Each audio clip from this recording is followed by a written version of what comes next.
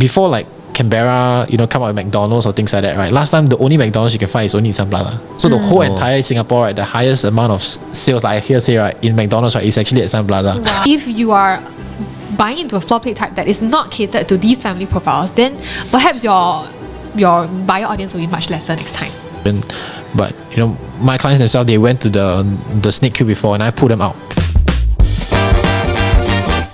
Alright, welcome everybody to the very first episode of It's Team Charlie's podcast. And so this podcast itself, we're going to deep dive into real estate. Okay, so anything and everything under the sun about real estate in Singapore, we're going to be deep diving into it. And we're also going to be keeping it very raw and very real and very casual with you and our viewers as well. So anything about real estate analytics, investment, we'll be more than happy to be sharing all of that with you. And so for this episode itself, I'm Phyllis, and today we have Sean as well as Yong Zhun on this podcast together. And so we're going to be talking about a very, very interesting topic, which is about new launch in 2026. Yep. So we're going to be deep diving into the past records about 2025, how the new launches perform in 2025, and what is there to be looking forward to in 2026. So a bunch of very good lineups are coming out in 2026 for new launches, right? So we're going to be talking about projections, how do you decide which kind of new launches in which kind of areas to be buying into, especially if you're a buyer looking at new launches in Singapore. Okay, so right off the bat, let's talk about the 2025 new launches. Okay, so now we're at a point of time of filming, we're in 2025. So we're going to be talking about what's happened in this year, which has been also a pretty exciting year, right? And then also about next year. So this year, in 2025, I think some of us have also marketed and had clients who bought places like Penrith, Springleaf Residences. I think for some of you who haven't seen the news, those are crazy launches, right? Most of them really did very well on the sellout date, on the first day. Springleaf Residences, I think you had clients for that? Yeah, we had clients for that as well. Yeah, so I also had clients for Springleaf Residences, and on the day itself, it was crazy because Springleaf was one of the condos that has the first launch there in a very long time, correct? Yeah. And then Penrith also, I think you also had a client with Penrith, right? Yeah. How was the turnout on that day? I think the turnout was a lot of people, like as you expect for this kind of like very hot like new launches that's down there. There's a lot of snake queues, especially when you want to go and see the show flats that are inside this kind of very hot like launches here lah. So of course it was very crowded. Penrith was launched on the same day as almost the same period as Sky Holland. So I think a lot of buyers, they were like shuffling between these two like show flats. Like sometimes you see familiar faces for these two show flats as well. It's a common strategy used by buyers. Actually, was that something that happened last time? Like earlier years, like maybe 3-4 years ago, were developers launching on the same day? I think like they were trying to, a couple of years ago they were trying to launch on the same days lah. But in the past it might not be like having the same strategies. But I think this strategies is in a sense to deploy because everybody only has one name to use. Correct. Right? So I think they also want you to make a decision, which one are you going for? Is it option A? Is it option B? Because once you take option A, you can't go option B. Right. And I think that's probably the strategies that they want to have, especially when they're fighting over, the names that you're going to use also. Correct. Yeah. Actually, I thought that like for the maybe long time ago, maybe 5-6 years ago, it wasn't so prevalent by developers launching on the same day and then creating such a hype. But in the last 2 or 3 years, like especially so, because you remember the EOK and Chuan Park era, that was also one of the crazy ones because they all launched on the same day and then everybody was like frantic because you can put ballots at multiple places but you cannot split yourself into 3 or 4 places at once, which was what happened to a lot of our clients, right? Yeah, I think on the same day you can only be on that particular show flat to book, right? Correct. Yeah. Which you technically can run down if, let's say, which I did before. Yeah, but it depends on the queue number and all that lah. Yeah. So the past 2 years, EOK, Chuan Park era, and then this year Springleaf Penrith era. Yeah. And then we're going to be looking at next year also, which is also a very exciting year because the past 2 years for new launches has been having a lot of activity, right? Yeah, we see on the screen right now, which is it's going to be like 90+% sold. Like Faber Residence does 80%, Springleaf does like 92%. So I think a lot of these launches are almost like being sold out on the first day. I think that's something that's really crazy also lah. I think it also signals like a lot of Singaporeans actually have what it takes to actually buy all these units lah. Singaporeans are rich. Singaporeans are rich. So I think a lot of our own clients who didn't manage to buy, they start to ask us questions like, we see this on the news all the time. Like it's in the headlines that so a large percentage of units are being sold on day one or even on the weekends. So does this mean that it's time to enter into the market? Yeah. Yeah, I think the traditional media is very important for a lot of Singaporeans, because I think we naturally, a lot of people have this herd mentality. If everybody is going to that place to buy this type of product, it must signal something that's good. Yeah. Yeah. But like for the past 2 years, we've had news where it's like 90+% sold out, and then every time it's like hitting new benchmark prices, and it's like getting higher and higher. So like, I'm sure like everyone has the same kind of concern and question also, like, is it too high? Because we are now talking about like 2009 inching to $3,000 per square foot. Yeah. Kind of launch price. Is this like, okay, first of all, number one, is it too high? Is the market gonna crash? Number two, is it sustainable? Yeah. I think more or less, to also give a bit of context, right? Because I think this year we're seeing it hitting like that mid 2005, 2008 PSF ranges for some of these very peak and prime like properties, right? And I think next year, as we were to look at some of the bid prices for the lands that's coming up, in the next half of next year itself, which 2026, right, is definitely we're going to see 3,000 PSF becoming very normal. In fact, if you were to deep dive into some of the launches that already have launched, you can already see almost some of them have already launched at 3,000 PSF, especially those that are in the CCR regions, and they're still being absorbed on like day ones. I think even Paris has over 3,000 PSF. So That's crazy. yeah, so I, of course 3,000 PSF, I'm not saying that that's the average. It's usually one of the highest in this year. Yeah. But of course there's always a range, right? There's always a starting from that usually we release in the news before the actual booking day, which gives people some kind of comfort, right? Because the starting price point is usually not that high, but of course on the booking day itself, depends on your level, depending on your stack facing, the price can differ quite a bit. So I think that having 2,000, close to 3,000 PSF, it's high, but I think a lot of buyers on the market, they are also aware that high PSF is the new norm. The money that you're paying is actually the quantum. So I think using PSF as an indicator to say, whether new launches pricing is too high or not, is just one form of proxy. You also have to look at the size of the unit. You have to look at the quantum that you're paying for each of the different layout types to make a better decision. Yeah.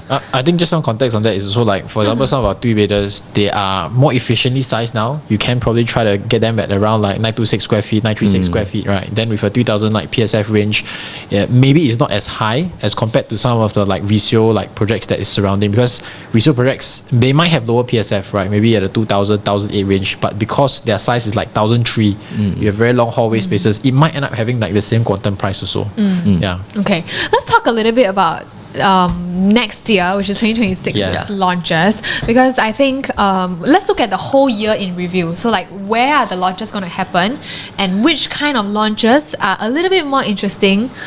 So for some of you who are looking at new launches or eyeing for investment properties, these are some that you can consider. Although these are not launched yet, we don't know kind of like the launch prices, but we still can have a like a little sneak peek. Okay, so let's talk about East Side first. Yeah. I think the East Side, he's having some very interesting projects that are being talked about. Of course, there are other projects, like smaller projects such as like ex-Siglap Court, ex-Chuking Mansions. These are like smaller developments here. Then of course the larger ones, they are up and coming, are going to be your Pioneer Residences, your Bayshore road that's coming up as well. Then of course this year itself, the Coastal Cabana EC is being launched, right? I was just at Coastal Cabana just now. Yes, we saw your Instagram story. The preview is happening tomorrow. Quite an exciting EC, because it's the first one that's going to be launched in Pasir Ris in over a decade. Yeah. Over a decade. Wow, that's very long. That's a really long time. The last one was Sea Horizon, and Sea Horizon is old already, Well, it depends. Old. It depends. It's not old, but it's old. It's been 10 years. Old, yeah, it's been 10 years. It's been 10 years. Older than you, Fidis, right? I don't know. Barely. So for the EC buyers out there who are able to be eligible to be buying ECs, I think some of these are really interesting to consider. But I think this year has quite a fair bit of ECs launching also in the northern side. Woodlands, Sembawang, are pretty interesting also. So good to look at. And then which one else are interesting? I think for the eastern parts areas, everybody has been talking about the Bayshore like launches. I think because it's so rare to find like a land plot over there. The last launch was Costa del Sol, which is 1997. That is crazy. That's even longer than a decade. Yeah, that's like 29 years already. Yeah. So that's like the first launch over there, and you're gonna get one that is like facing towards the sea, right? So I think that's gonna be something that's like a lot of people are talking about. And Pioneer Residences is also another one that is also being talked about quite a lot on the ground. It's right next to Tampines West MRT stations. That's over there, and also next to where the Rivervale Tampines EC is located at. But that's going to be launching. Both of these I think likelihood maybe the mid of the year. Yeah. Okay. So you can see for like Pioneer Residences, this is just kind of the estimated like break-even price point, and it's also located just right beside the Tampines like MRT station. So the zonings for this is actually going to be a mix of commercial as well as residential kind of usage. So I don't think it is like integrated, but it is actually close by to kind of the Tampines West downtown line. Is it going to be like commercial on the first story only? Yeah. Okay. So it's going to be a mixture of that. So I think the zonings you can see.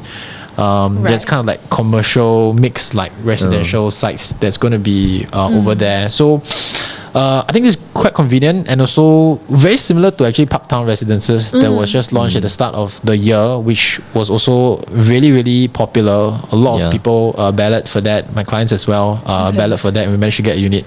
So I think this one is definitely going to be one of the launches that a lot of people are going to be looking out for as well. Actually, I want to ask you guys, what do you think of like this kind of mixed D where it's only commercial on first story?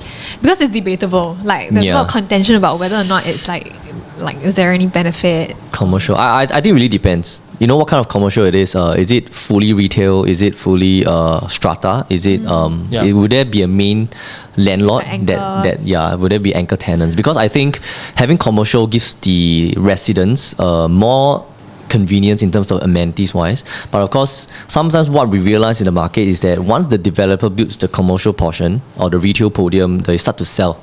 Once they sell the units, more likely than not there will be for example, a laundromat, like mom and pop shops lah. Yeah, right beside a food court. So you don't have a generic kind of strategy in terms of retail side. So it makes it more haphazard in terms of who's going to come and frequent all these malls. Will they survive? Will they will they solely depend on the residents for to survive? So I think that's a some point. developers do say, like for example, like they say, okay, like during the launch period, they say, okay, the shops will be managed by the developer or something like that. Is it possible for them to change their mind and then sell it out later on? I would say that I would say anything is possible, but I have not seen or heard of it like done like before lah. Because I think like one very important thing that developers will have is of course like reputation. Yes. Right. And for example, if like CapitaLand were to do that halfway, next time if I buy from CapitaLand, will they do the same to me? Yeah. And I think their reputation is worth in weight more than gold lah. Okay. So I think that's why they would like to that sort of sense. maintain that positioning as well. And does it mean that if a developer develops that first story of commercial, means it was going to be good?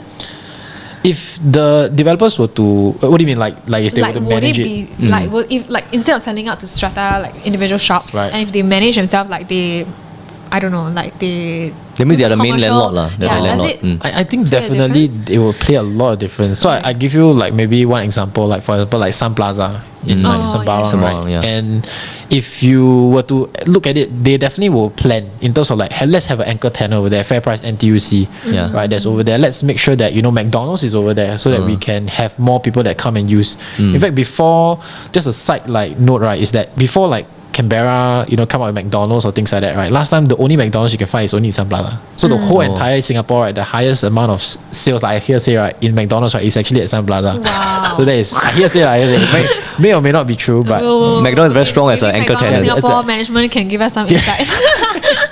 yeah. They used to stay where Starbucks is also, because Starbucks wouldn't go to areas where it's That makes sense. Yeah. they study the traffic That quite makes sense. well. Yeah. So I think like they would have that, and more importantly is that they can control the tenant pool. Let's say like, you know what, that's a little bit too much optical shops. Let's maintain it down. Let's make sure that we have maybe too much tuition centers. Let's maintain it down a little bit. Yeah.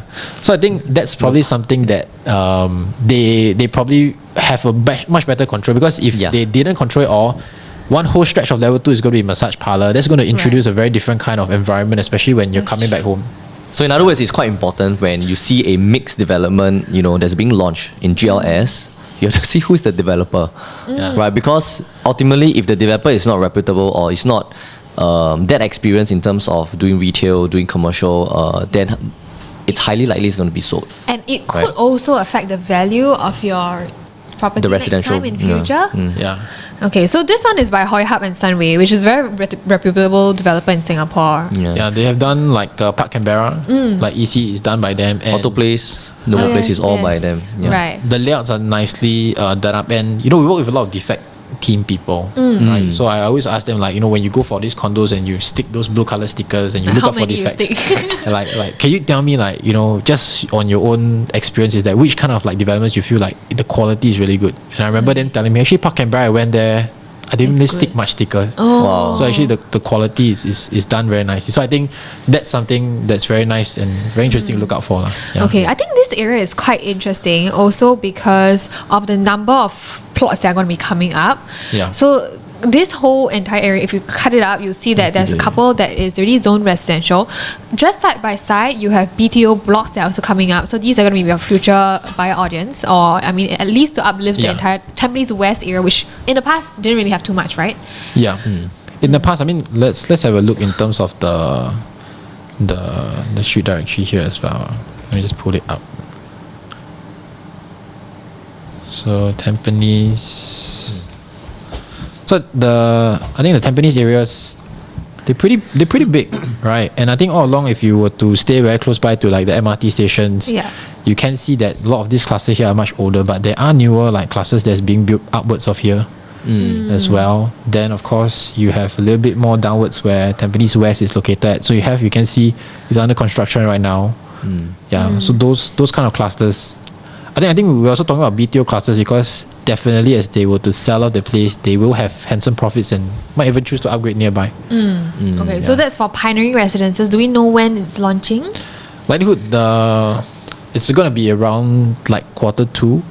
I think most projects are going to be launching Q2 of 2026. Q1 like not so much. Q1 and Q4 usually it's a bit tougher, I guess. But I remember there was one when Tembusu Grand at that time. Was it Q4? 2, 2, 3. It was tail end. I remember it was a tail end of the year, but it still did well. Wow. So because I think we are telling our clients that new launches are quite seasonal. Developers have to be quite smart in terms of when they launch it lah. So first quarter, obviously you have Chinese New Year. You just passed the New Year. Usually a lot of people are in the holiday mood, and once they come back from holidays, they go back to work. So Q2, I think it's a good launch period. For Right. And I think in terms of prices as well, I think what's the kind of like estimated pricing, I guess we're kind of like pioneering launch at. So if you look at Parktown, it's about a break-even price point of around like 1,661, right? So the average launch price is about 2,003. So which for Pioneer's break-even is 1,008, right? Yeah, it's 1,008. So it's higher. But I think one thing to take note of is that Parktown is technically integrated. There's a bus interchange that's inside there. This one, likelihood it might not be. So my own prediction is that maybe they could launch it back at the same average price point as Parktown, and I think that will be probably around like a 20 to 30% profit margin for the developers as well lah. But we need to see how things go. But that's all my own prediction. If they launch back, they still have some profits being done at that price range also. Okay. Yeah. So I think the other than that, of course, we have a look in terms of some of the resale transaction prices as well. For example, like Santorini's average PSF is about 1,466 like per square feet lah. And as well as City Life at Tampines about 1,005 PSF ranges. But we also have to have a look in terms of the size, because some of these like City Life at Tampines and Santorini, some of the sizes are quite big. So averagely in terms of their 4-bedroom prices right now, easily we'll see, if you want to explore City Life at Tampines, it will going to be around the 2.2 to 2.3 range. It might even be like 2.4, 2.5 by the time these launches are coming up to life, right? So I will say that if the developers plan it well, we can actually see maybe some of the new launch like 3-bedder pricing maybe hovering around that kind of like price ranges also lah. So you kind of have to like balance out, because some of these condos, they are not integrated. Right. Then do you want a smaller size but better convenience, or do you want a bigger size but lesser convenience lah? But I think integrated projects are quite hard to decipher. An older integrated project versus a newer standard condo, what would be the kind of disparity that we're looking at? Because I think this is something that clients used to ask me. Because if they were to buy into Parktown and then they see like, okay, if I'm buying into a 4-bedder within Parktown, I'm crossing the 3 mil mark. Right? The size is fantastic for a family of 4, but if I buy into resale, I can get the same size at a cheaper quantum and all that. So they were asking me like, so how much do you think, how much the premium to be paying for integrated to make it make sense so that I can still make that profit when I sell how much of integrated. a premium is justified to be paying for an integrated project? Yeah, I think quite hard to answer though. I think this question is quite hard to answer. I think it's on a personal level kind of basis also lah. But we take for example, right? Let's say if you're able to buy like a 4-bedder in City Life at Tampines at around the $2.2 million mark, right? And then you just imagine, let's say for example, we would have this new launch, and the 3-bedders over there are going to be priced around. Definitely, it's going to be around the $2.3-2.5 million kind of ranges. It's new. It's nice. You take the lift down and everything is there for you, especially the MRT station as well. But you have to keep in mind that you're going to be maybe topping up the additional maybe 200K for that convenience and also a lack of that bedroom space. So I think it's a question, because sometimes you have maybe clients that are coming in with husband and wife and 2 kids. Maybe a 3-bedroom is okay. Right, but sometimes they have their in-laws going to stay with them also. Then you say that, okay, maybe the size is more important to me than the convenience, and I'm okay to top up. But I think also some of these new launches audience that we do see is that they have an affinity for newer stuff, right? Especially when we talk about City Life at Tampines, there's almost like 10 plus years old already. So some people might say that, I think that's a bit too old for me to stay. I would rather pay a premium and stay for something that's newer. So in general, it's just like it's hard to compare like that. It's just that because different projects have different attributes also. Like you need to see the floor plan, you need to see the floor layout, the stack and things like that. So it's a little bit hard to compare. But I think one of the example that we like discussed previously was in the Woodley area, like Woodley Residences versus Park Colonial. Like those were like the 2 condos that I think a lot of people had a lot of concerns with, because if you're buying into Woodley Residences, which is an integrated, the premium price at that point was pretty significant, if I'm not wrong.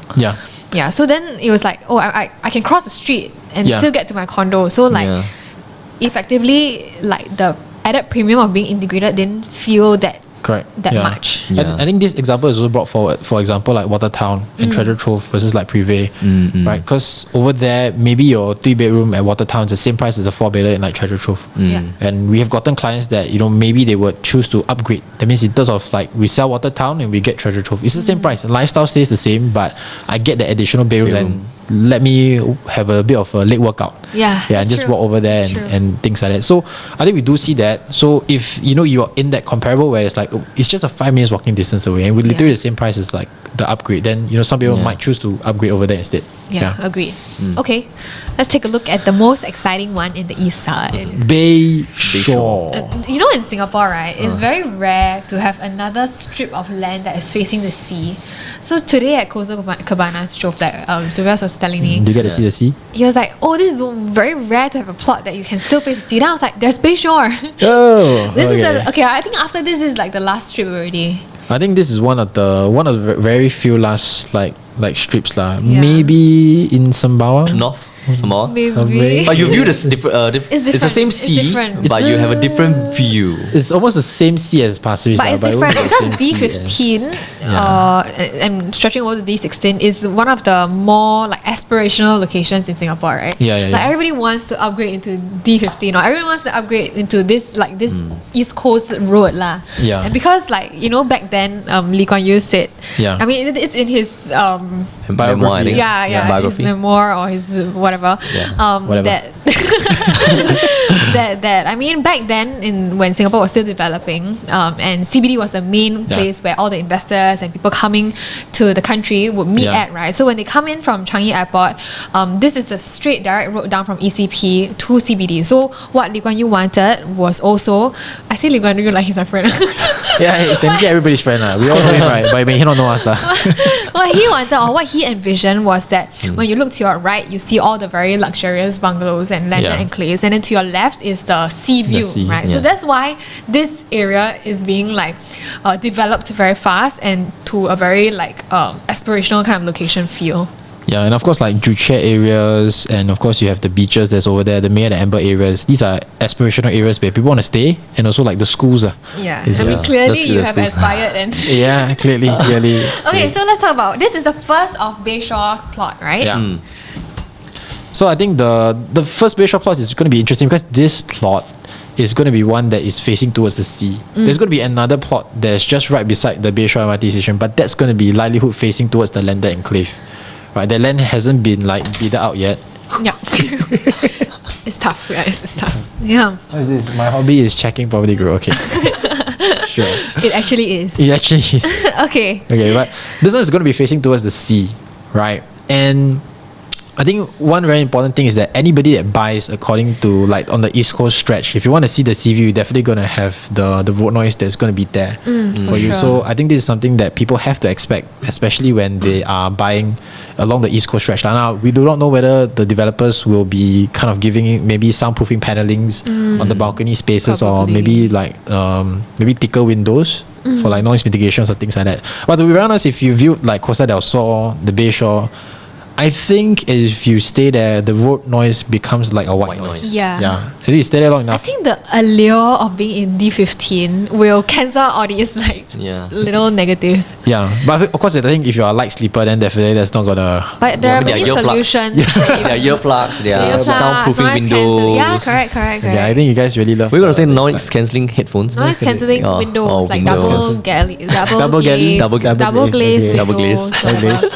Okay, so purchase price for the plot was 1,388 PSF per plot ratio, right? And then the Yeah. break even. Okay, so just for some of you guys who are not familiar with how like plot ratio and I mean sorry, per square foot and how the break even price is derived. So the developer bids for the land at a certain price point, and then of course you have to add in things like your Marketing marketing, your fee, developing, and if DC you need to charge, top yeah, up construction. the Development charge. yeah, your DC charge, land whatever. Then of intensification. course it adds up to a certain level. Yeah. This is the developer's break-even price. Estimated lah. Estimated. Yeah. So about $2,300 is where the developer breaks even. Thereafter, the launch price is an X amount of percentage increase, so that the developer makes a profit, because the developer in this case is a seller of these houses, right? Yeah. Okay, so $2,300 break even. How much are they gonna launch at? I think, of course, this one, if you've been following the news, everybody's saying that it's going to be 2008, even like over 3,000 like PSF range for something that, by the way, this is a OCR region. So everybody, Yeah. I think the news and everybody went crazy for this one. Yeah, 3,000 PSF for OCR. But it's right But this is next to- D16, right? This so is, it's like it's still D16. it's quite close to D15. Yeah, we're just about a road 15's away. little brother. Yeah, we're just about a road away. So I think this close by. But you ask me, I think the vibes and everything is actually quite similar, because you're just close by to like the East Coast Road. So you're frequent there. That's all the shop houses that's going to be there. One straight road down is going to give you, Tolokura, your Joo Chiat area space already.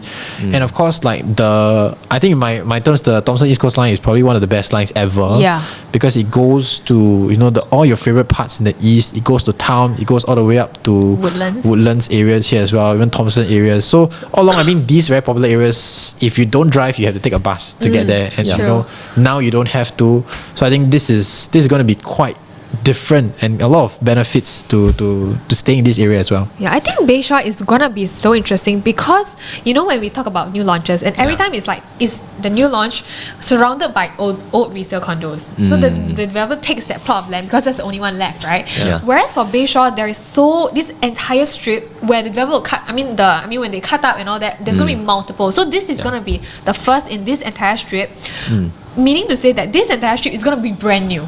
There's not gonna be like a old, or like you're not gonna be like dotted amongst a lot of old other condos, because the old ones are all above already, right? Above the upper East Coast, East Coast The East Coast Bayshore Road. Road, right? Yeah, Those are the the older East ones. Coast Road. But this whole strip is gonna be new, Yeah. which means that like that's gonna be crazy because they can fully like design how this entire Bayshore strip is gonna look like. Yeah, and it's going to be a car like town. Okay. So that's the plan in terms of like the transformation that's going to be done over there as well. So Would you liken this to like what the Lentor part is doing? Perhaps. Yeah, because Lentor has 11 plots, right? And not Yeah. all are sold yet. So eventually people are going to believe that if Lentor does this well, but okay, we have to see who is the developer that actually bids for all these lands. Yeah. Yeah. For example, there's how many? Is there like 7, 8? there's Strips. couple of plots. Yeah, okay, maybe 7 or 8, right? Yeah. So it depends on who the developer is, because I think the developer is the one that controls the pricing. If all these individual land plots are bidded successfully by different developers, then the pricing will look very different. True. But of course, everybody is waiting on the first one to be launched to see how it performs. Yeah. And the next kind of launches, I mean, the news just announced, which is going to be your Bedok South lah. So if you see on the land plots, where the Bedok South is going to be, the MRT station is going to come up next year. Yeah. All right, and that's also going to be where we're going to have your residential and commercial sites over there. That 2.6 plot ratio that's down there. So that's going to be out on the market for developers, I think around March next year. Yeah, so that's going to be very exciting. If the Bayshore land plots were to sell 3,000 PSF, I think easily we can see maybe 3,002, 3,003 kind of like PSF range. That's insane. I mean, that is the natural progression of how it's going to be. It's quite painful for developers to think of that, isn't it? Because developers have to make, they have to bid for the land, but it's not winning the land at all cost. Because if you win the land, but if you bid it too high, then your second person that's in line, then it makes you into your profits, or whether will it be profitable. Because I believe that developers who, for bigger developers, it's a little bit different because they have that cash flow to run, and then of course they have land banking. But for smaller developers, it's a bit tougher when if they ever lose money in terms of launching at the wrong price, it will into the profits for all the land they have made money in the previous few years. So I think it's quite risky for developers to take expensive land and to, I mean, there's only so much that marketing can do. Right. Ultimately, it's still the numbers that make sense to buyers or not. I think that's why developers are very cautious now, right? When they bid for the land.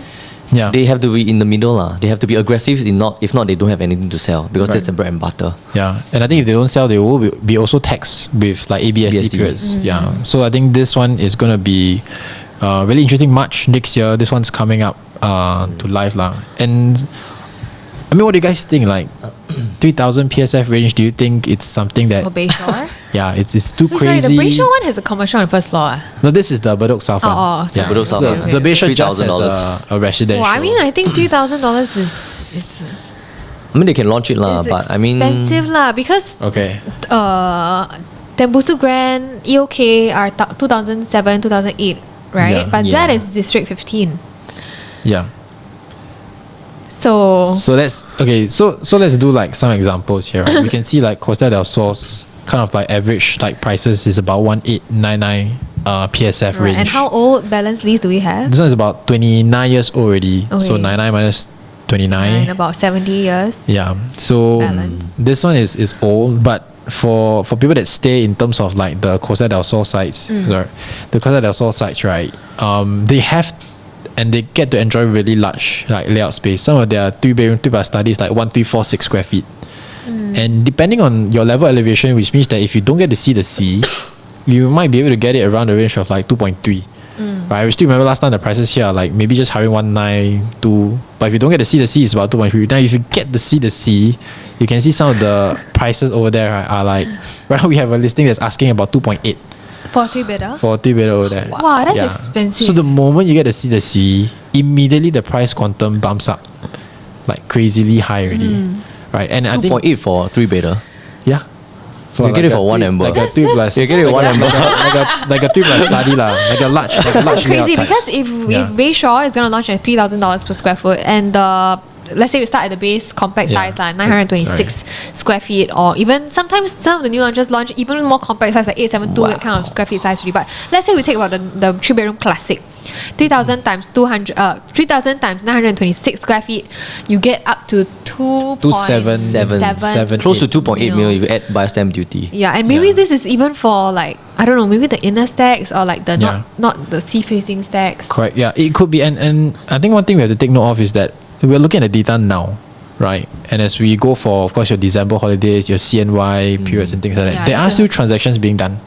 Right? And someone's going to challenge this price point all the way upwards until where the Bayshore is going to be launching somewhere around like the Q1 or Q2 next year. So I think this is going to be interesting for people to like compare, because potentially with more efficient layouts, small layouts, the price quantum might be the same, but the space, is definitely going to be drastically different, like 1,346 all the way to 926 kind of square feet. So we need to see how efficient the developers plan this layout. And what do you get? Like, is it going to be internal facing? We're going to pay 3,000 BSF, or is it going to be like sea facing? Right. And also like at the point of launch, I think what's also crucial is to compare the prices to District 15 prices, because you don't want to be like caught up in this and then like when you can get a similar attribute in District 15? Because at the end of the day, these are two different districts. Correct. This is a freehold project, right? Summit. Yeah. So this is just like further up a little bit here, and I think it's very interesting in terms of some of the freehold opportunities just right across like the upper East Coast road stretch. Of course, this is not a boutique. You know, usually for us, we try to aim for like at least 100 plus or 200 plus units over here. So this one does have decent volume transactions, but you can also see some of their 3-bedders like pricings over here. They are hovering around the mid 2.4, 2.5 kind of asking prices as of now. So it's pretty similar to maybe Costa del Sol as well. But of course, slightly different location. This is slightly further away from the MRT station, and it's slightly older as well. Okay, so Central Region. Yeah. So Central Region projects, I didn't put like core Central Region, I just put like Central Region because I think the Central Region encompasses RCR and CCR lah. Yeah. So one of the more notable ones that's upcoming, that has already been sold, which is the Telok Blangah one, which is right at the bottom. So in case if you don't know where's Telok Blangah, it's not very well known, that's why I'm saying Really this, because like Okay. I don't know, once you say Harbourfront, people know. Yeah. I think Telok Blangah, be like, hey, where's Okay, Telok Blangah? understand. Yeah, you just say like, oh, it's in D4. Where's D4? Yeah, that's true. Where's D4? Yeah, I also don't know where's D4. Telok Blangah Harbourfront. Exactly why. So it's not a very well-known place, Right. but if you know where Reflections is, that's Yes, where Telok Blangah Reflections is. a couple of ways. Yeah. Right. So basically, Kingsford got the winning bid at 1.326 PSF per plot ratio lah. So the actual location, I'm not sure you can see the map, is where I'm circling, which is in the red circle. This is the previous Keppel Golf Course. So there used to be a golf course here. It's called Keppel Golf Course. It's actually like 2 to 3 minutes walk away from Reflections. So the last time when there was a GLS that was sold is actually in 1990 something or 1970 something. It's Harbourview Towers, which is right beside Telok Blangah MRT station, Yes. which is here. Okay. Oh, they can't see it here. Okay, But okay. anyway, so this one it's quite up and come because what people understand from this area is that of course you have the seafront view, right? It's on the southern side. Yeah. There's a very small population or Singapore population that actually stays in the south. Okay. Because it's part of the Bukit Merah planning area. Most people stay along Queenstown, Tiong Bahru, Redhill area. True. Once you cross towards Telok Blangah, there's like Telok Blangah Crescent, Telok Blangah Drive, Telok Blangah Road. There's very few people that are staying here. So most of the people who stay in the south, either you stay in this purple area, which is the HDB area. If not, then you likely stay along the Keppel area, which is Reflections at Keppel Bay. You have Caribbean was the first one, Caribbean at Keppel Bay. Then after Caribbean. Reflections, you have the Reef at Kingsdown, which is the newest, which is right beside VivoCity lah. Yeah. So if you look at the price at 1.326, which is very similar to the Bayshore one. Yeah. 1,300 plus PSF per plot ratio. Even is about 2002 plus. Correct.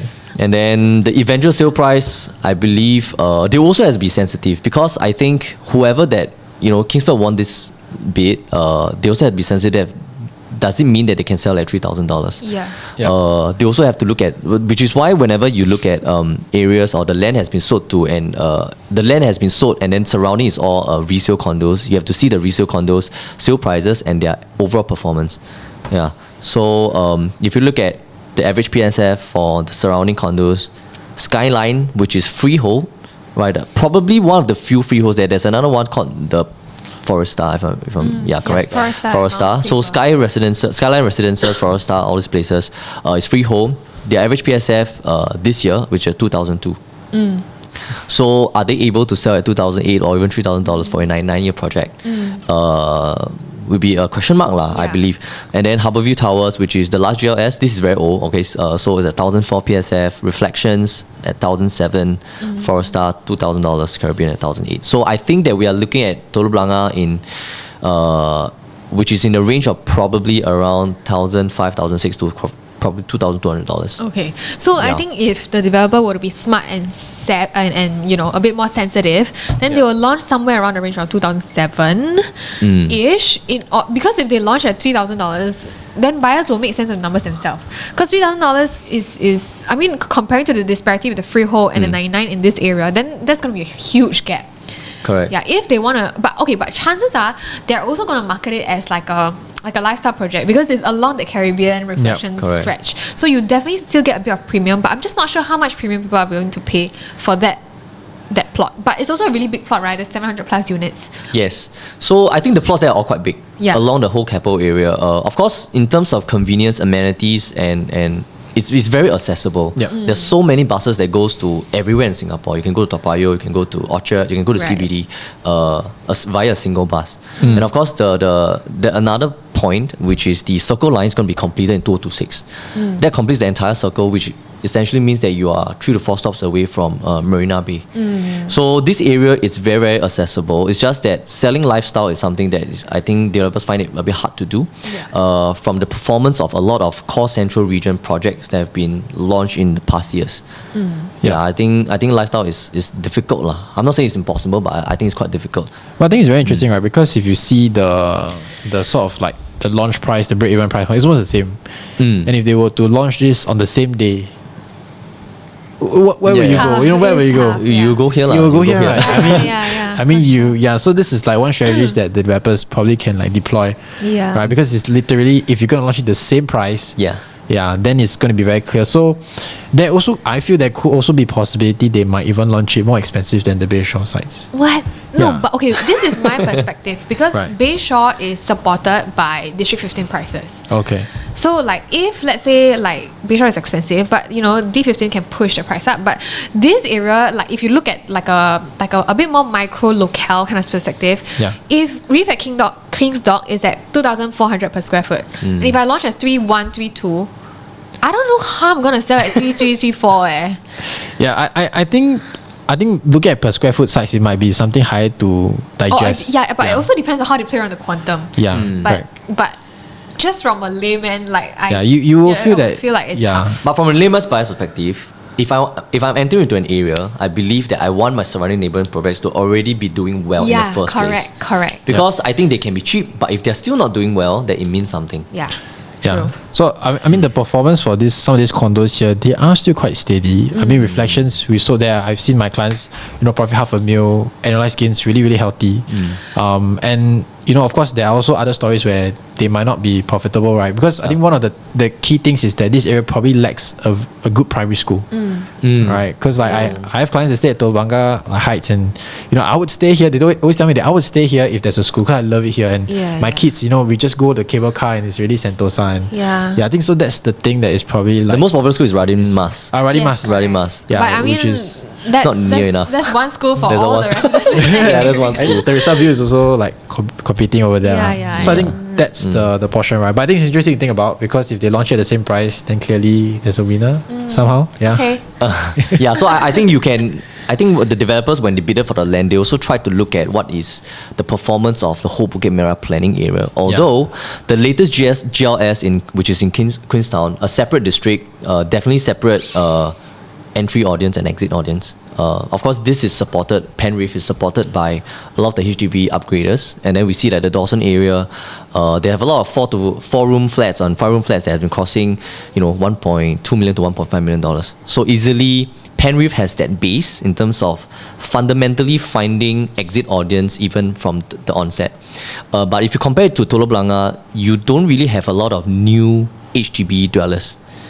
The newest being the Telok Blangah Heights, Telok Blangah Drive, Telok Blangah Heights area, but those are also more than 10 years old. You don't have really fresh new estate that's coming in. So ideally, people who will be looking here really love the place, I believe. Well, what about those like BTO plots that are at the Bayshore residences? Yeah, what about those? Those, they have a 10-year MOP. I would think that if you are vying on that for an exit audience, it will be a long shot lah. Agreed. Yeah.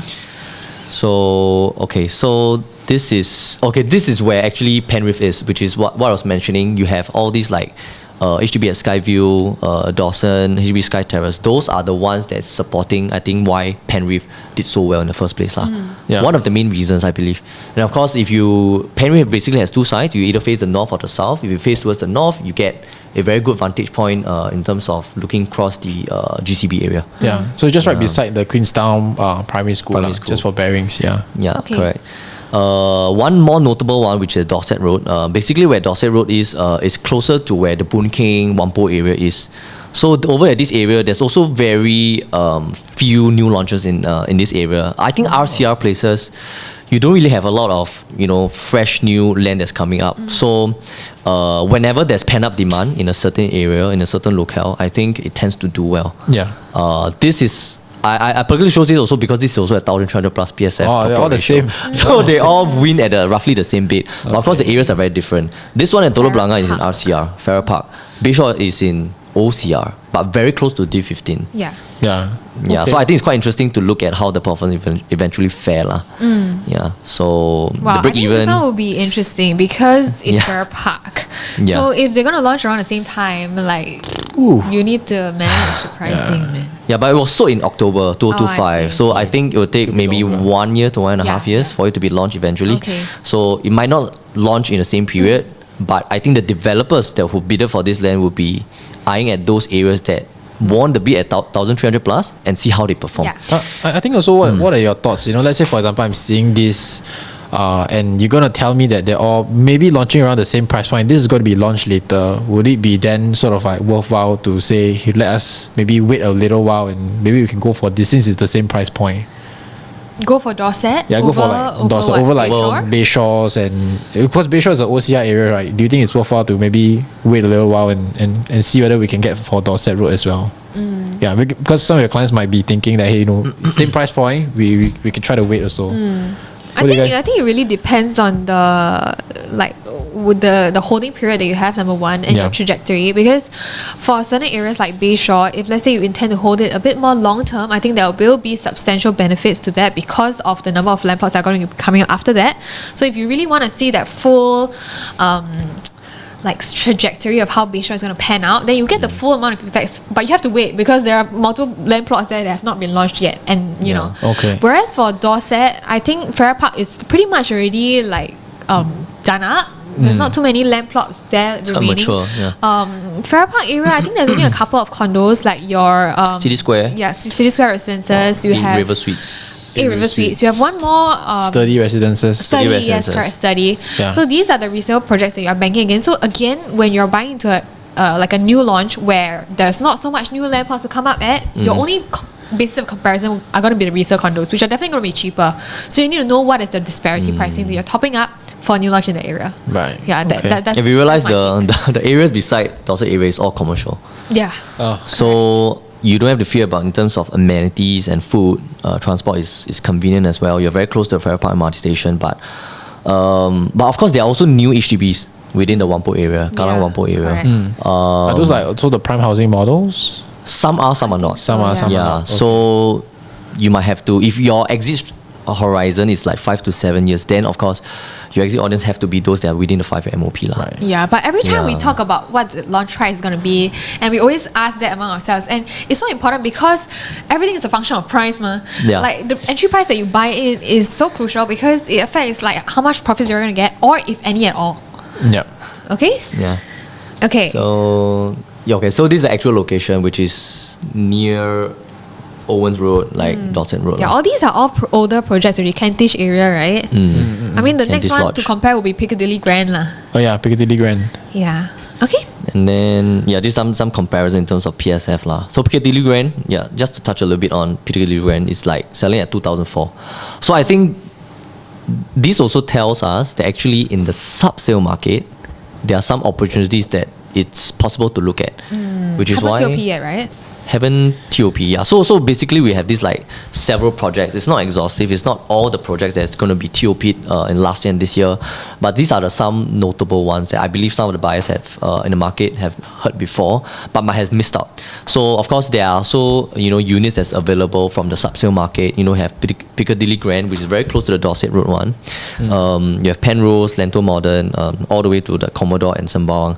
So if you look at over here, if you look at the pricing of the sub-sale market, right? So this is, the first one is Piccadilly Grand. The average PSF around 2,400 plus. And then you have Penrose, which is around 2,001 to 2,002. So when we see all these different prices in the sub-sale market, the main difference between a new launch and a sub-sale market, of course, number one, why most people chose new launches is, of course, you get to enjoy the progressive payment portion. If you're buying the sub-sale market, if it has reached the TOP status, then you're paying around 65% of your eventual mortgage. If you haven't, if the project haven't TOP, but he has a first owner, and you're buying from the first owner after the seller stamp duty period, then you would have to depend on when is the construction stage at. So eventually you don't really pay, that little, but of course you also don't pay the full mortgage.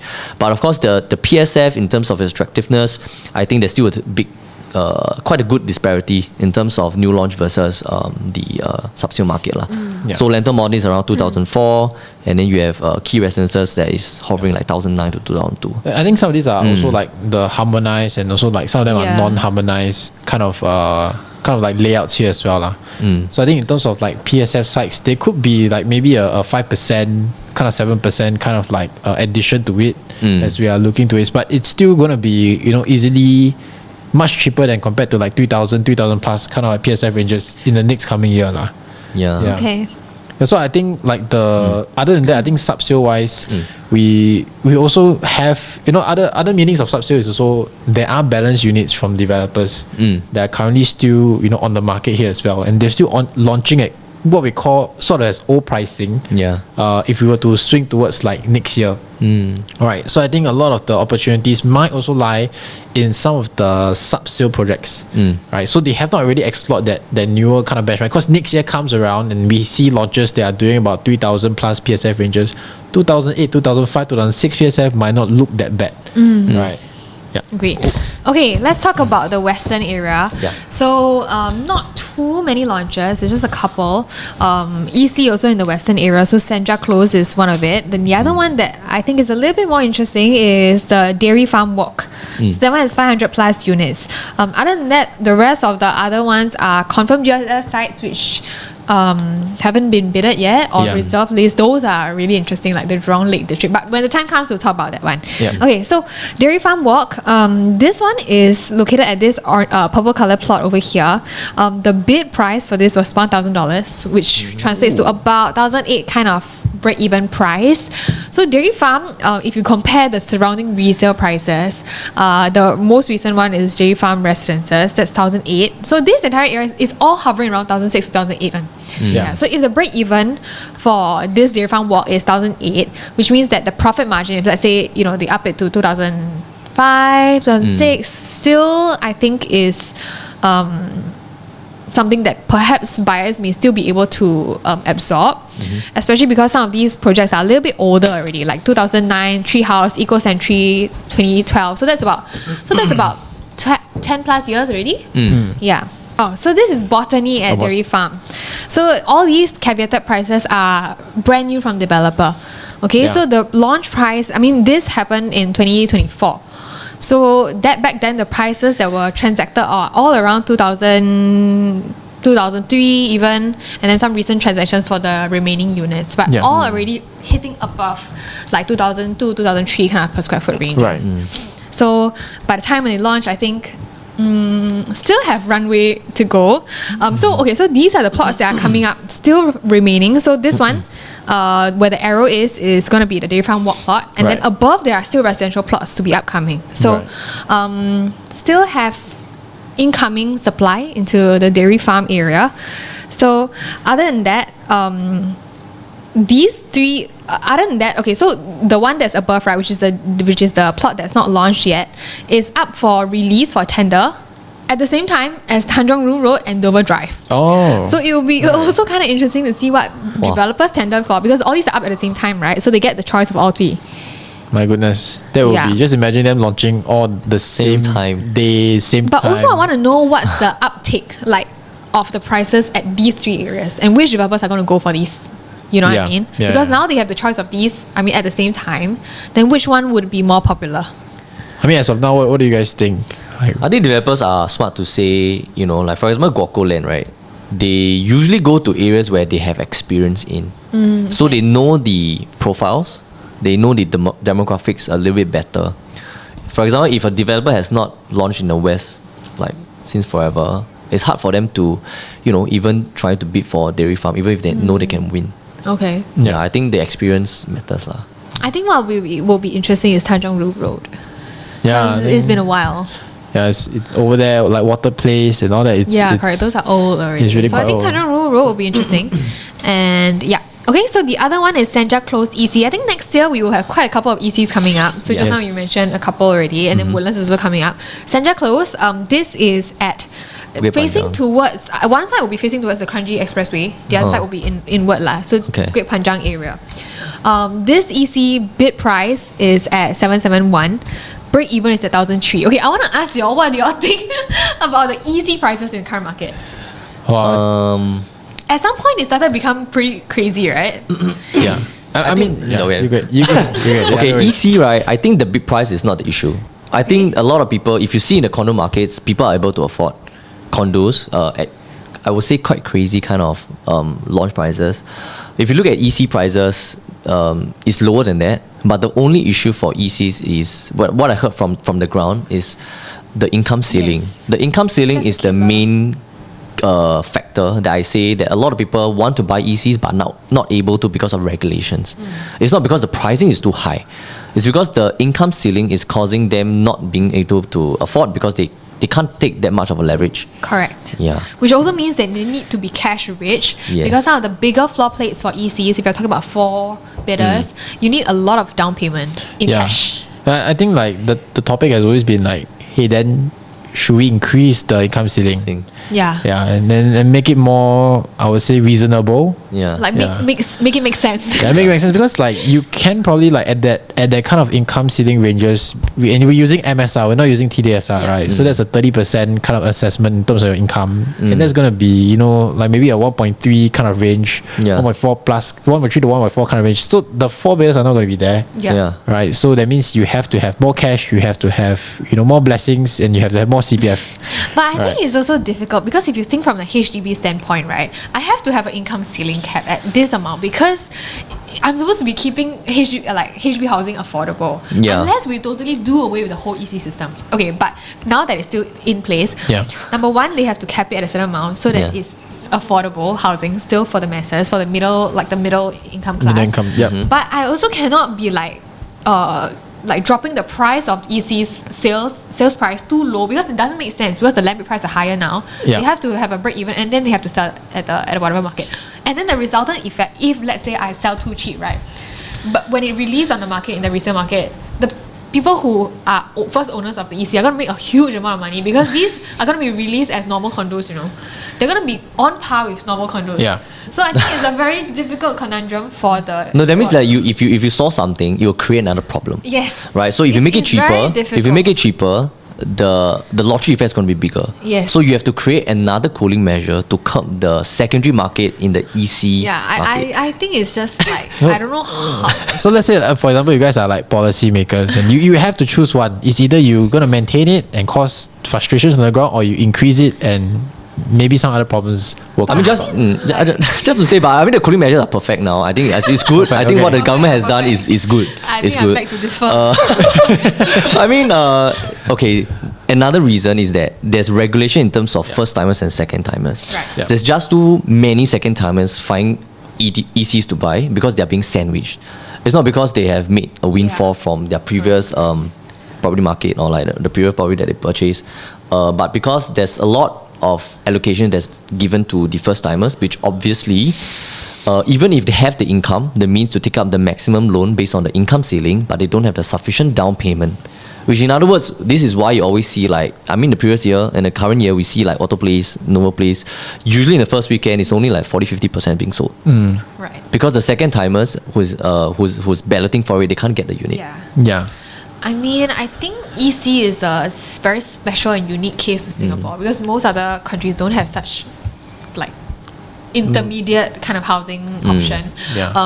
And back then when HDB designed this EC, it's just so that like Singaporeans will have a bit more of a like luxurious style to HDBs, but still not in the private condo market. But now that like everything is kind of like I mean, the way I see it is that now that the whole market is like that, it's either HDB or it's condos. It makes like this sandwich class very complicated. Confused. Confused. But still, like I think it's something that a lot of Singaporeans have tapped onto to earn their first bulk of money over the years. But it's not the government's problem if the ECs don't sell. It's not the government's problem if the EC don't sell. Yeah, I mean, Yong it's Zhun. just an avenue, but then it's not their main priority. Yeah, for sure. So this is for Senja Close, and then just beside we have another latest resale, which is fairly new as well. So if we take a look at the map, this is Blossom Residences. So Blossom Residences per square foot is already trending around 1,003 in the resale market. Okay, so when Senja Close is gonna launch, maybe around 1,000. I don't even want to predict. 1,008 lah. 1,008. Because Auto Place crossed 1,008 already. Yeah. So So then, $1,009, $2,000. Yeah, I mean Blossom Residences is a bit old already lah. It's more than 10 years old. So I think Yeah. this rejuvenation to the Senja area will probably still have a pretty good uptake. Okay, yeah, these are some of the other projects like the Tengah area, Auto Place. Yeah. Per square foot trending around 1,008 already for an EC. Okay. Crazy. Yeah, but other than that, I think this whole area still has plenty to grow from. Because above that, if you take a look at the street directory, the map, let me just quickly. Google. Let's just quickly show you what Senja Close landscape looks like. So this is the KJE, and then above that is the entire plot of your like Mandai Camp, and then this whole area. Parts of this area is already zoned yellow. Yeah. So if you take a look at the thing here, so parts of it, and here is also going to be like business, industrial, right? Yeah. So still have quite a lot of upcoming developments in this area. Okay. And then if we take a look at the Northeastern area. Okay, so this is the other area that has plenty of new launches coming out. This is going to be one of the most exciting ones because all the red ones are going to be the ones that are upcoming projects that have already bidded, break-even price already out. Okay, so we're going to highlight just a few, okay? So I'm not going to talk about the ECs in Sembawang, but let me talk about this one, which is Chencharu Close. It's been a while since we had a Yishun new launch, and this is going to make Yishun great again. Yishun is already great. Oh, sorry. Yeah, what do you mean by that? Okay, so this one is where you have, your which area? This is right beside Khatib MRT station. Right. Where's Khatib You MRT guys, station? hey. No, as in, Where's where's Khatib Khatib? in the map? Yeah, In the map. yeah, yeah. I've been there. I've been there. I've been there. Hey, Khatib is It's on the red little- line. It's on So the north. yeah, that's right. North Khatib south is a line. little bit like a forgotten brother of the Yishun area, but it's Oh. still part of it in a sense, Forgotten still under brother. that same area. So sad. So Khatib MRT station, the only thing I know about Khatib MRT station is just there's a McDonald's down Where? there. Like, There's a McDonald's. if I'm not wrong, yeah, beside the MRT. Is that doing better than Sun Plaza? I don't think so, but Okay, but the area pretty much HDBs. This Chencharu Close is going to be launched as a commercial and residential. Oh. Yeah, so there is going to be part commercial lah, and this whole area, if you see all the orange plots, are subject to detailed planning. So there is going to be upcoming developments, not in the next 3 to 4 years, but maybe in the longer term, like 5 to 10 years kind of time frame. But it also means that Khatib is going to be rejuvenated since the news. past, Good like news. I don't know how yeah, many it's been a years. while. It's been a while. Okay, for so sure. bid price. This is, I don't know what you guys think about this because the highest bid is at 980. Okay, so this is the estimated break even. It does not mean that that's the actual break even price because it depends on how much developers spend on their marketing and things like that. But if let's say we take a break even of about 2006 to 2007, how much do you think the launch is going to be? 2001, 2002. It could be like 2002, 2003 kind of like I think PSF it could be ranges. 2002, 2003 also because it has to be like on par with the market ma. Yeah. Yeah, because it doesn't mean that they bid at This is a low mixed, right? price. Integrated with a bus interchange and a hawker center. Yes, it's Also a include a community spaces and commercial right. space. Well, which ties into the theme of Khatib anyways. Yeah, but this is really going to be interesting because if you look at like some of the launches in Yishun, the ones that are performing the best are the ones that are pegged to the MRT station. Yes, right? You see like North Park Residences. So Yeah. this one could be an interesting option. And I still remember when North Park Residences was launched, I think it was probably during after the cooling measures and things like that, the market was still a little bit fearful, and everybody was saying like, "Are you crazy? You're nuts! Yeah. You spend this kind of PSF range." But if you look at the performance, it's Doing very well. and it's also the highest PSF in that area. So I think this is interesting. I think when it launched, there were very few integrated projects. Yeah. And North Point is a good mall. lah. Yeah. I think North Point there's a lot of things. I mean, there's a lot of F&B. North Point is on crack. Yeah. Some crap. Okay, but I wanted to highlight also that the fact that the bid price is so low, it's 980. It gives the developer a lot of flexibility to play around with the pricing. Because they have sufficient profits, they have profit margin, you know what I mean? If let's say I buy at 3, then I may not have so much room to play with. Yeah. And considering that it's the first project in Khatib in a long time, I think that pricing strategy coupled with their marketing strategy, I think this will do well. I can sense your excitement. Yeah, Fizz. because I think people who stay in Yishun and Khatib loves the place. I mean, I think if you stay in Yishun, you probably just okay. But anyway, this whole area, plenty of BTOs coming up. Chintara Green, Vines, Hills. These are all gonna be. I mean, we haven't seen such development in a long time. No. I'm excited. I think this is gonna be very, very interesting for sure. Yeah. Plus, your Orchid Country Club is gonna be gone also. So you also have upcoming plots there. So it will be another new like township, right? Yeah, I see a lot of like maybe Khatib will be like another Bongo. issue. I think they just need a very good mall there at Khatib.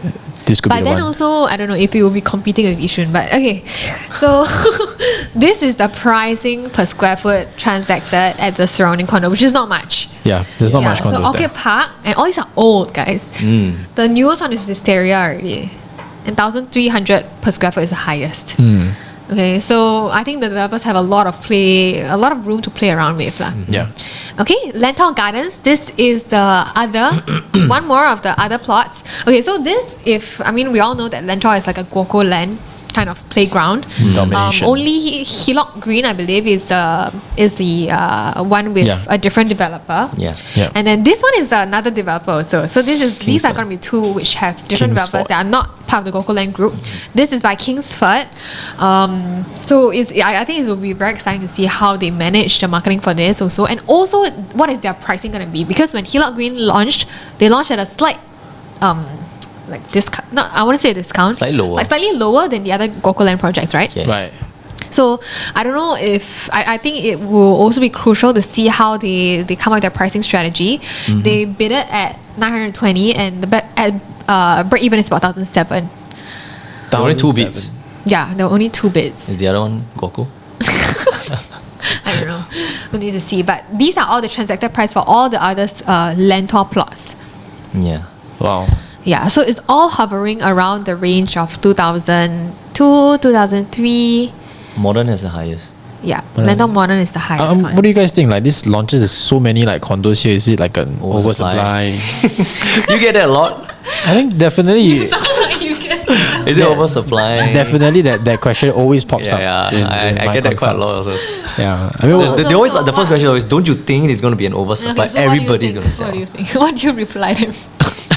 I would say that if you look in terms of like the couple of projects down here, right, there are still differences in terms of like 1 kilometer to schools. Like not all projects like get that. Yes. Then as in like if you do get that, you have to understand also the different layouts that's within the projects. Yeah, because they are still quite different, even though they are done by the same like developers also. Like the functionality, some is like, have a mall below, some doesn't have. So I think all of that will play a certain kind of disparity factors, especially for buyers on the ground, right? Whether or not you are within 1 kilometer to the school, whether or not you have the convenience and amenities here for me. So I think for people that wants to hunt for this area, and especially if you buy and you invest into this area, you have to really think about like next time when I sell, how am I going to stand out amongst like these competitions that's going to be there as well. I mean, I think it remains to be seen, because I think the oversupply concern is an actual a real concern because at a point when most of these condos are going to TOP around the same time, so if you are an investor who wants to like cut the mark at 3 or 4 years, then I think it may not be so easy. You're gonna have competitions for sure. Especially depending on what layout type you bought. Bedroom type you buy. If you buy like a 3-bidder where like every condo has like majority 3-bidder, then you're gonna have maybe a bit of resistance. What about a 2-bidder here? What do you guys think? Look at this. I mean, I think also You mean as a buyer, from a area- buyer or seller's perspective? Like, as in, like, let's say I want to invest in a two-bedder here, lah. Like, what do you guys think? I think two bedders, the quantum is very palatable.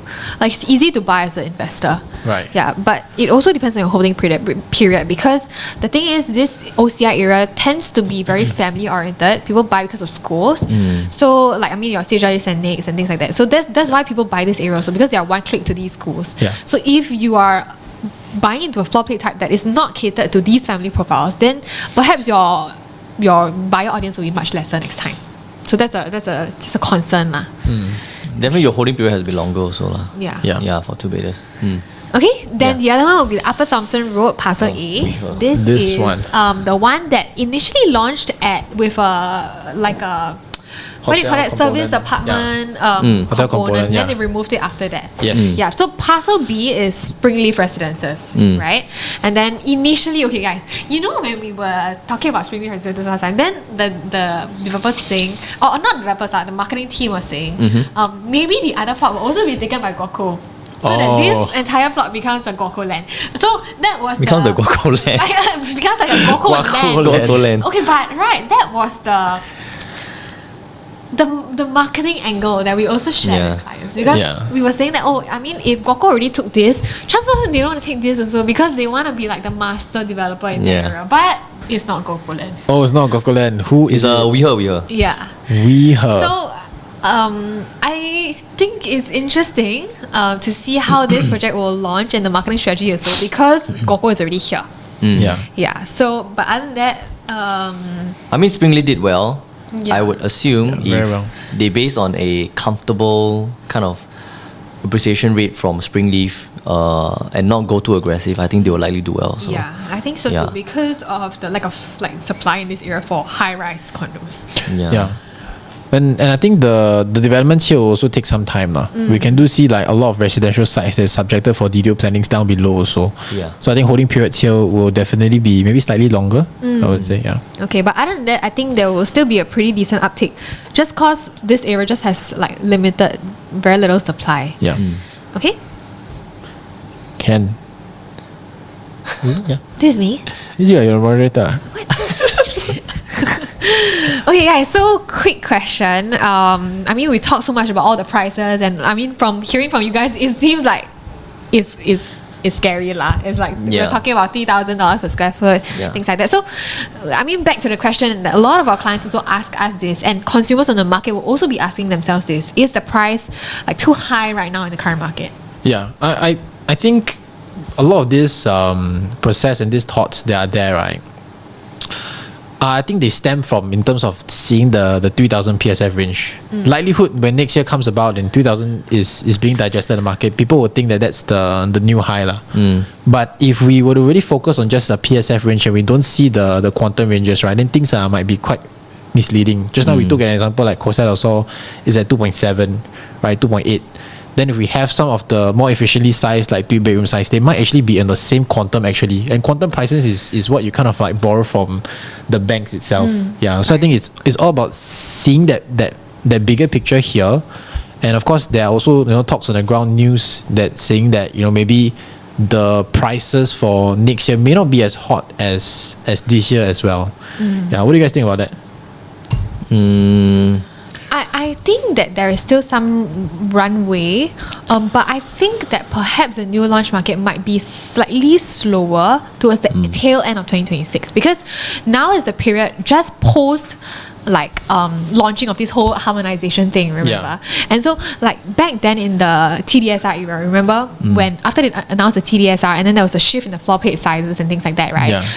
There was like a lag period, like a lag time where the new launch prices started to become very attractive.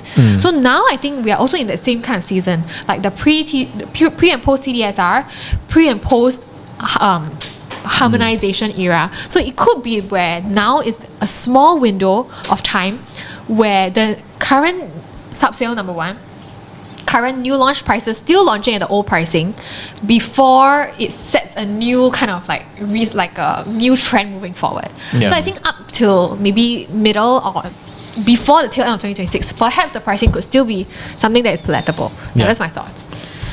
Yeah, I think it's also important to really understand like Singaporeans as a whole lah. Just now we were talking about like Singaporean having like deep pockets, but for maybe a layman, working the 9 to 5 jobs, they might not be able to see in terms of everybody's like profile and portfolios also. Maybe the people that you hang out with, you might not be seeing a different kind of like perspective lah. So I think we prepared some slides here also to show you in terms of like some of the house prices increasing according to like the median household income also, right? So we can see in terms of the pricing growth, it's actually almost on par with in terms of our income growth year on year, because the majority concern is that the house prices are going too fast and the income range is probably not like keeping up to it. And I think that's the point where if it happens, that's going to be dangerous, right? Because that's going to mean that the income levels are not going to support the future house prices. So we can still see from like this DBS reports that's within here and also URA is that in terms of our median household income versus in terms of the housing price ranges, they still estimate it to be stable enough for the next few years of 2030, 2040 as well. Yeah, so I think this is something that's really interesting. Yeah. For this wait, on the PPI, right? This one includes all residential homes, right? Yeah. Yeah. BTO as HDBs, all the condos median and price landed homes lah. So of course, if you're looking at particularly the condo market, I think it can be a bit skewed in terms of your median household income versus the PPI, particularly for non-landed lah. Yeah. So because I think generally 80% is HDBs, right? So 75%. Yeah. Okay. So I think the common feedbacks that we also get on the ground is that, hey, like we got a lot of this like foreigners that are coming in. That's who are like pushing up our prices, right? So as we want to have lesser foreigners to come in, and maybe there will be lesser like price growth lah. But as we see year on year, actually our foreigner demand has actually like decreased. Right. I think anyway on this foreigner thing, I think there are a lot of loopholes now and a lot of ways that foreigners are kind of like coming into Singapore. So I mean, we do see, of course, because of the ABSD, foreigner percentage has decreased quite a significant amount, but they are coming in through other ways. So number one is either they set up family offices in Singapore, and then they buy as company, or number two, they become naturalized Singaporeans. And we see that a lot on the ground. And I think like these numbers, I mean, definitely on the whole they'll be dropping, but these foreigners are the same. They're still coming in, they're still going to be injecting their hot money into Singapore. So we still, we could still see a case where the resultant in fact is similar. Yeah. And I think for like family offices and things like that, if you do have a foreign entity that's within, you're still going to be pegged to the 65% ABSD lah. Yeah. Okay. Yeah, so this is going to be the non-landed private residence, excluding ECs lah. So we do see like foreigners numbers are dropping year on year, but our prices are still hovering steadily upwards lah. Yeah, so Singaporeans are supporting the bulk of it lah. Yeah. Okay. Of course, as our real estate assets, a portion to our household net worth is also decreasing through the years. This means that we're not over like leveraging in terms of our incomes. In fact, like I think speaking to bankers, I always ask them this question, which is that if you guys do loans, right, what are the common like LTV rates that you guys get to see? So maybe they don't get up to 75. Yeah, so it's very common for them to say that, hey, I mean, it's quite common for people not to loan 75. I've seen, actually very common is like 50 60. Yeah, and I think a huge portion of that is also, thanks to the government's plan of CPF. Right. So then when we down pay itself, a lot of the mindset is that, hey, maybe we don't need to take so much loan. We got a CPF, let's wipe it out so that our monthly payment is lesser. Right. True. So as our income increase and our CPF increase, then naturally in terms of like the debt to income ratio, it also will naturally decrease lah by itself here. Okay. Yeah. Cool. So I think in terms of our purchasing power, in terms of assets and debts, it's also seeing as it's like decreasing slightly throughout the years as well. Yeah. Yeah. Well, then I think we also want to touch a little bit more about the supply, right? Because I think especially for people that are currently dwelling in like HDB asset classes and moving on to like private asset classes, we do also want to see whether or not it makes sense for us to like upgrade, right? Because I was just upstairs doing a consult with one of the clients that's currently holding on to a Bidadari HDB, right? And that's going to be one of the very last like 5-room HDBs that you can find almost at like RCI regions. How right? much is that rate? So 5, 1.5, 1.6, there about 1.6. that kind of like ranges lah. So 1.6. yeah. So I mean they're always like having talks in terms of, hey, should we? This is a rare product, right? Should we hold it and then sell it when it's probably at its peak, and then we invest into the private residential property, because this house is very rare. Government's not going to make any more, right? Okay. So I think this chart is also very important for us to kind of like understand, right? But maybe what are your thoughts on this, especially when we have clients like holding on to this very rare asset classes, right? Because like people in Toa Payoh are holding on to very nice houses that might profit a lot in the future. I have a quick answer for that. Okay, what's the quick answer? Yeah, the quick answer is if that HDB, because I think it's the rite of passage that a lot of Singaporeans think that after my house reaches MOP, I think we did a webinar on that. Well, should you sell or ECs like the moment it reaches MOP? Yeah. So the quick answer to that is whether can the current one that you're holding still perform same or better than the next one that you're buying into.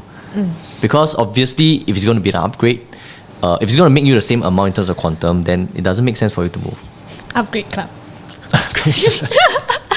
Stick it on your Yeah, but essentially, BTO, see you in 2028. Okay, but essentially I agree. Like, if let's say that means the whole concept is that if the next property that you're buying is a stronger asset and it's going to perform better, then there's no point waiting, because the next one that you're going to buy will outpace, and eventually you're not going to be able to afford it if you don't ride on the asset inflation kind of thing. Okay. So I think just some context is probably like, if the BTO were to gain, maybe extra 200, 300k in the next couple of years, but the private asset were to gain like 500k, then technically we're moving backwards. We're lost, So I think this is just to show in terms of the supply, because oops.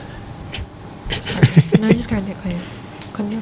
So I think this one just shows in terms of like the supply in the market, right? Because if you're buying something that is constantly increasing in supply in the next couple of like 10 years, the few years, then naturally in terms of the demand rate is also going to be much more like stable. But if you have something that's limited in supply, right, then the demand is going to be slightly higher. So this is also to show you that in terms of our private residential properties, 80% of the transactions are coming from the HDBs itself.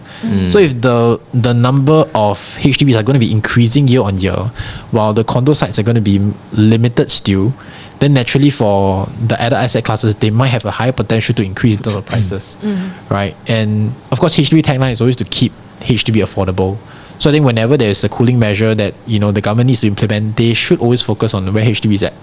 Right, and of course this slide also goes to show that in terms of the landed property sites, I think that's going to be where it's the most interesting, because the supply is fixed, absolutely fixed, not going to increase heavily anymore in the coming few years In fact, even dropping, right? Sometimes when developers like take the land and build I think some like Telok landed homes, if they manage to get a few rows or very big detached house, they can always take it away and build into like condos as well. So sometimes it works against us lah. Okay, any final thoughts on like new launches for 2026, something to shout out or something to be concerned of? I think it's going to be an exciting year. Like the Bayshore launches, the Chicharu Close, the Khatib ones. I think these are all launches that a lot of people are waiting for. And I think just a word of advice is also to really study in terms of the prices right? It's very easy to, anybody has been to a show flat, it's very easy to get into the hype, the FOMO of it all. Once you're in that snake queue, you want to make that decision because everybody's making that decision. But my clients themselves, they went to the snake queue before, and I pulled them out because the prices just didn't make sense. Basically, pay them because you can ask like very emotional. It's going to be a lot of like FOMO effect. Yeah. Right? And you have to understand that if we're going to buy for investment, then the goal is clear. We all have to study the numbers. Yeah. It's not buying at all costs lah. Yeah, correct. And okay, I think for me it's I think it's going to be an interesting year, and the most important thing is to get ready. If you are, because most of the time new launch buyers, right, they have something to sell. So administratively or timeline wise, you have to be aware that if you want to be ready for these new launches, you have to get ready that your house must already be after your MOP, you must already be in the marketing process, so that eventually when the launch comes, you are prepared to buy something. I think that's the most important thing lah for 226 lah. What about yourself, Phyllis? I think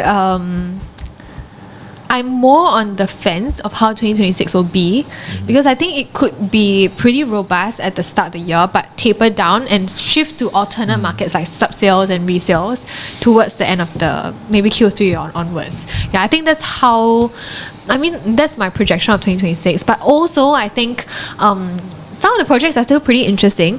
So I'm just concerned about the launch price, and of course I think that's something that a lot of the viewers and also consumers will be concerned about. So like what Sean said, just do your due diligence, don't buy into the hype. Yeah. Okay, so that sums up the episode for today. That's our first episode of It's Team Charlie's podcast. If you want to know why it's called It's Team Charlie, you can drop us a comment or you can ask. Make a guess. Yes, give us some feedbacks also. I think this is our first time kind of coming together. And I think for future episodes we will also be addressing a lot of like concerns or any controversial topics that you want us to talk about, but because we are keeping it real and raw here, so we are very open to talk about it. And also in the future we will have very interesting guests that are coming onto the podcast to talk about very niche topics like landed rebuilding, construction, and maybe something else along the lines of expert opinions that we will have all these guests on our podcast also, so you can stay tuned for that. Awesome.